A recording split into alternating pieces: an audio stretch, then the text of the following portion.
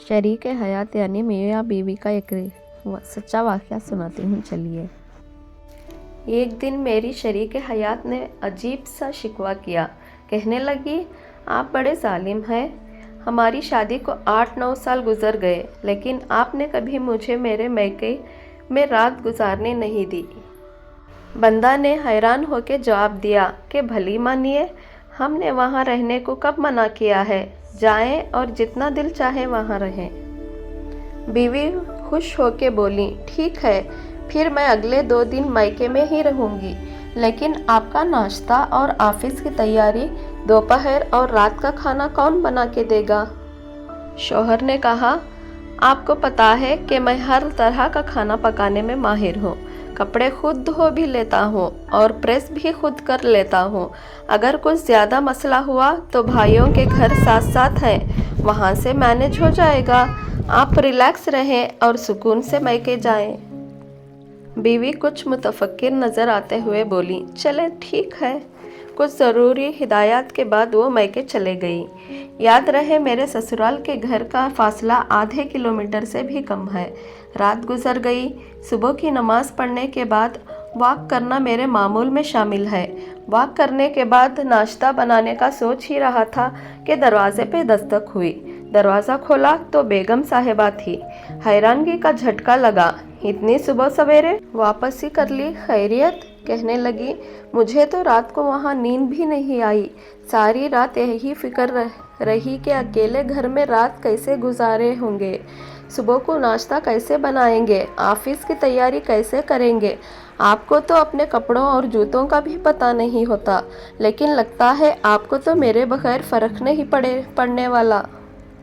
कितने सुकून से मुस्कुराए जा रहे हैं। साथ साथ नाश्ते की तैयारी भी जारी थी। मैंने मुस्कुराते हुए कहा, सच बताऊं? हाँ बताएं। नींद मुझे भी नहीं आई। मेरा मानना है कि औरत से सच्ची मोहब्बत सिर्फ इसका शौहर ही कर सकता है, और मर्द से सच्ची मोहब्बत सिर्फ इसकी बीवी ही कर सकती है। मोहब्बत हमेशा वक्त लेती है, अंडरस्टैंडिंग मांगती है, जिसके लिए एक दूसरे का साथ लाजमी है। निकाह और शादी इसका बेस्ट वे है। बाकी तमाम रास्ते गुमराही है और रुसवाई का बायस है।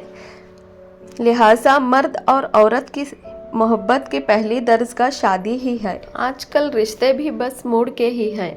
कभी कभी लगता है कि किसी के लिए हमारी बड़ी अहमियत है, और कभी कभी उनका पल ही में लहजा बदल जाता है।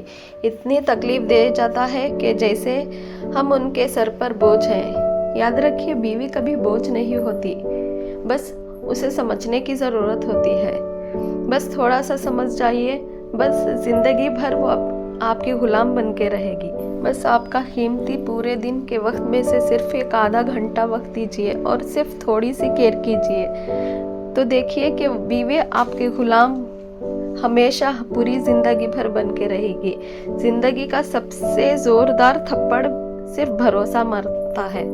भरोसा कीजिए। आपकी बीवी के ऊपर भरोसा करने के बाद ही आपकी ज़िंदगी बहुत ही मुतमईन और खुशगवार होगी। सारे झगड़े सिर्फ 3 लफ्ज़ों पे ख़त्म हो जाते हैं, सॉरी और आई लव यू पर।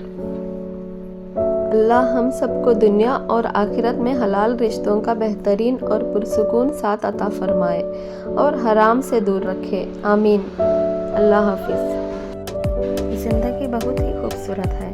इसे लोगों की नज़रों से देखने की कोशिश में हम ज़िंदगी में आने वाले हसीन मनाजिर को भी नहीं देख पाते। लिहाजा कोशिश करें कि आप खुद की आंखों से कुदरत के हसीन मनाजिर को देखें और इससे लुत्फ़ अंदोज़ होने की कोशिश करें। यही असल ज़िंदगी की खूबसूरती है। हम गैरों की ऐनक लगा कर देखने की कोशिश में ज़िंदगी के सुकून को बर्बाद कर लेते हैं।